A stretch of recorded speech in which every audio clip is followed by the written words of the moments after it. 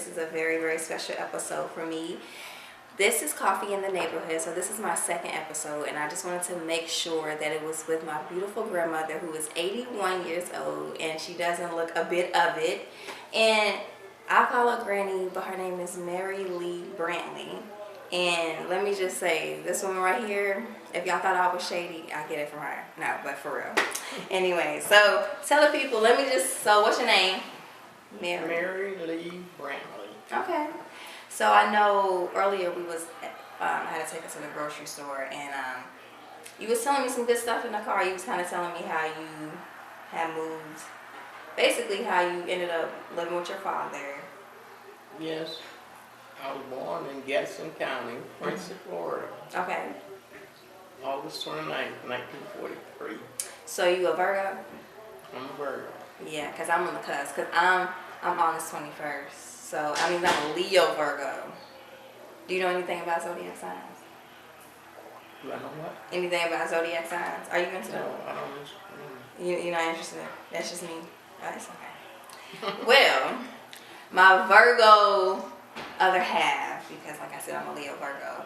You was kind of just telling me how your mom had passed away or you were younger, correct? Yeah, my mom passed away when I was 10 years old. Mm-hmm. And I went to live with her mother, Mm-hmm. which is my grandmother. And my mother passed away in 1953. My mother had 4 children. Mm-hmm. Two boys and 2 girls. Mm-hmm. The oldest boy died some years back. He was living in New York. Okay. And then my brother Charles, Mm-hmm. Uncle Charles. my sister Candace, Okay. and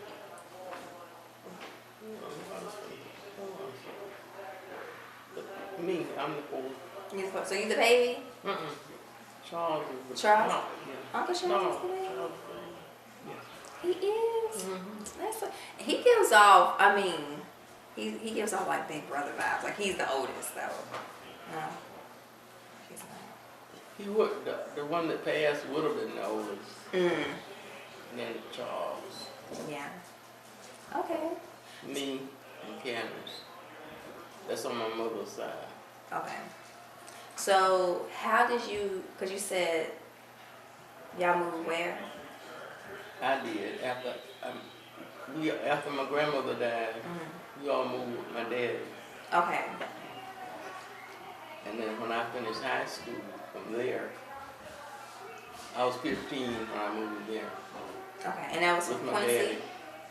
Yeah. Okay. All of us were in Quincy. Correct. So how did you make it to St. Pete?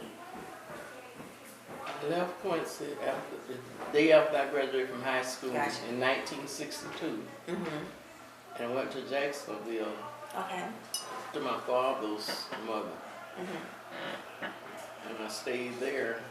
But she was sick. He sent me down there. I didn't want to go, but I went. Yeah. And I stayed there with her for 6 years. And she got sick. So I moved. They moved her to St. Pete with my oldest sister, Annie Mae. Okay. That's how I got to St. Pete, and I've been to St. Pete. Ever since? That's home. So tell me a little bit about like the type of work you did. Well, while I was in Quincy, it was nothing but farm areas. Tobacco. We worked in tobacco. Okay. That's why I shouldn't be smoking. Girl, I'm sorry. Hard work, baby. It sounded like it was hard work. What I've did been you have working to ever, do? I was working ever since I was 12 years old. 12? What type of, okay, what did your paychecks look like at 12? At 12? At 12. Worked a whole week from 6 o'clock to 5 to 6 o'clock in the afternoon. And you bring home $250. $250? $250. My paycheck probably would be $15. Okay, that's $2.50 for a whole week is crazy. But $15 for the whole week. Cause I know the cost of living back then wasn't. Oh, it was real cheap. It was cheap. And How grocery was real cheap. so for like a full houseload of groceries, how much would you say you pay for? Like for like at the end of checking out. And then I'm checking out, probably about $50. That's it? Grocery was cheap. You could get a 5-pound bag of sugar for like 5 cents. Do you know how much we pay for groceries now? How much you pay? Yeah, I know you said we. Cause I know.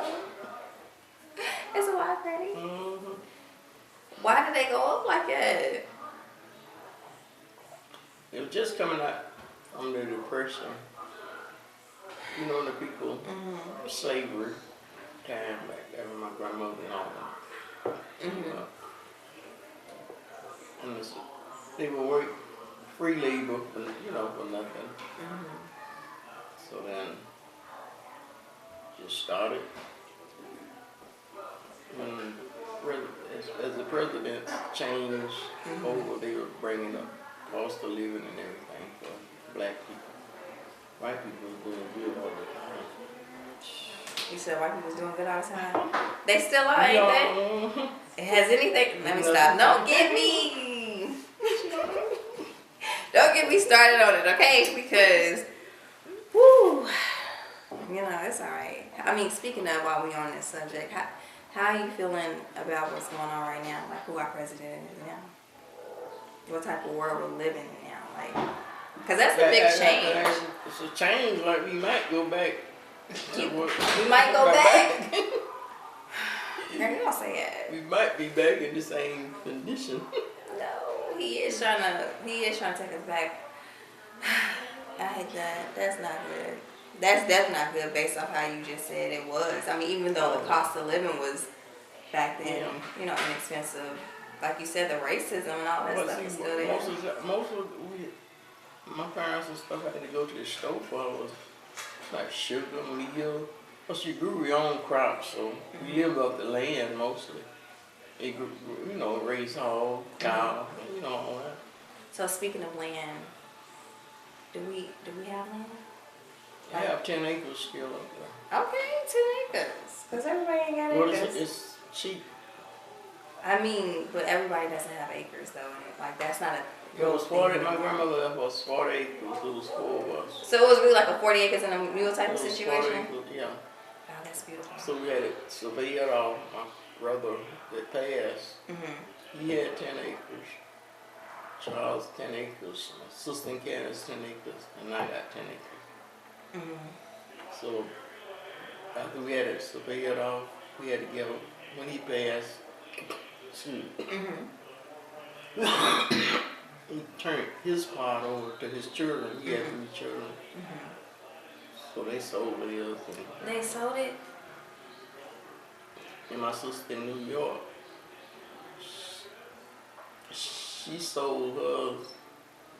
It's still in the family because she sold hers off to Charles. Okay. But it's still in the family though. That's fine. And then I still got my part. How do you feel about parts of the land being sold off? How do you feel about parts of the land being sold off like that? Well, it was them, it was theirs. I mean, I know it's theirs, but it came from, from my grandparents. Yeah, their hard work. So does that, it doesn't have to make you feel like anything, but just seeing parts of that being sold off, like, does it make you sad or does it make you feel, I don't know. In a way,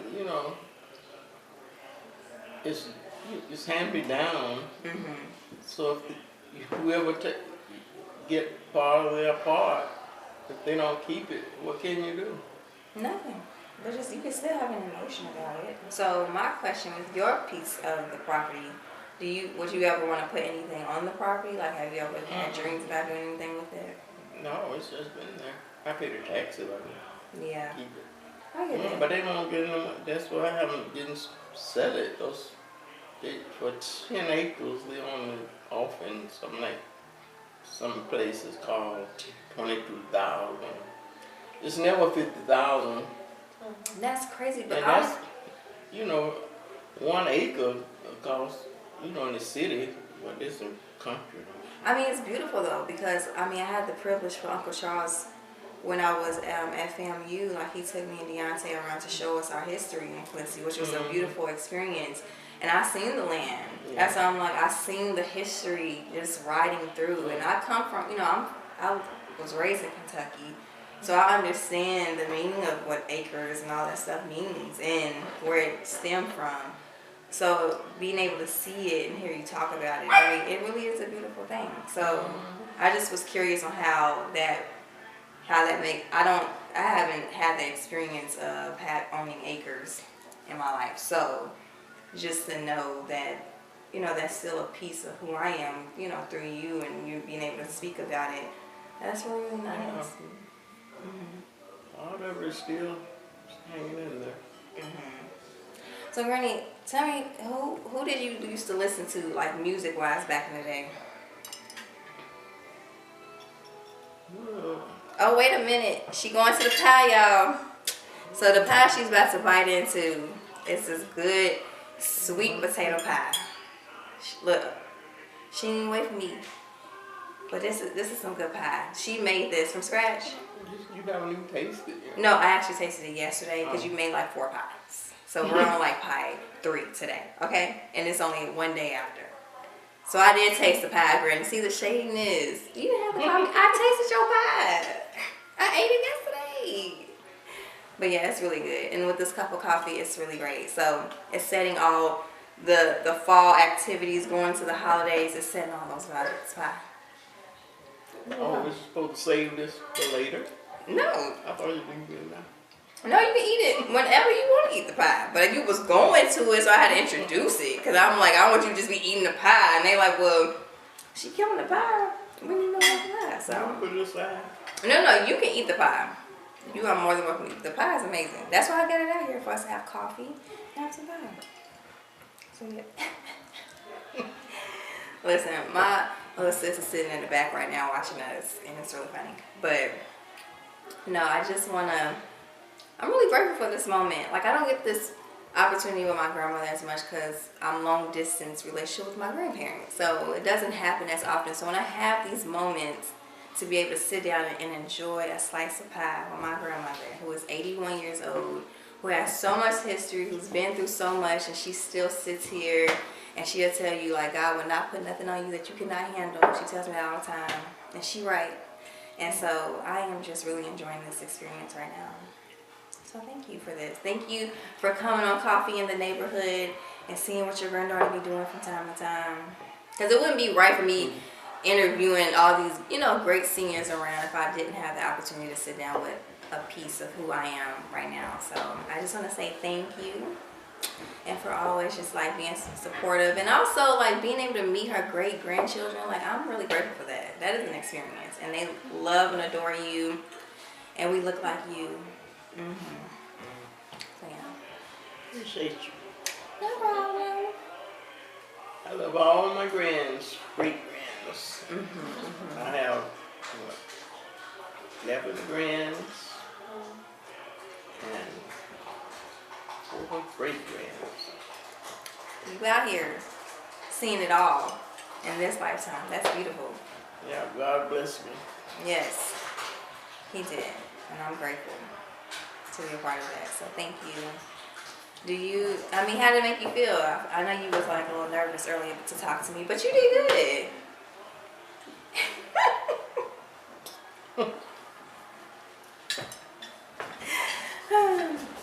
Well, you want to say bye to the people?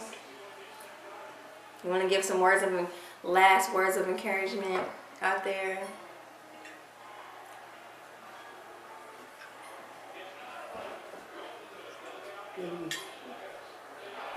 The people.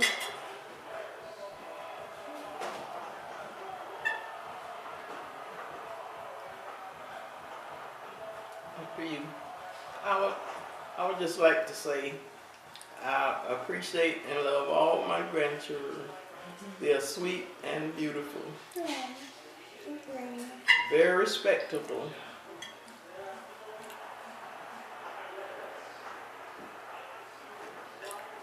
Well, and may God bless all of them. Yes. Bless me.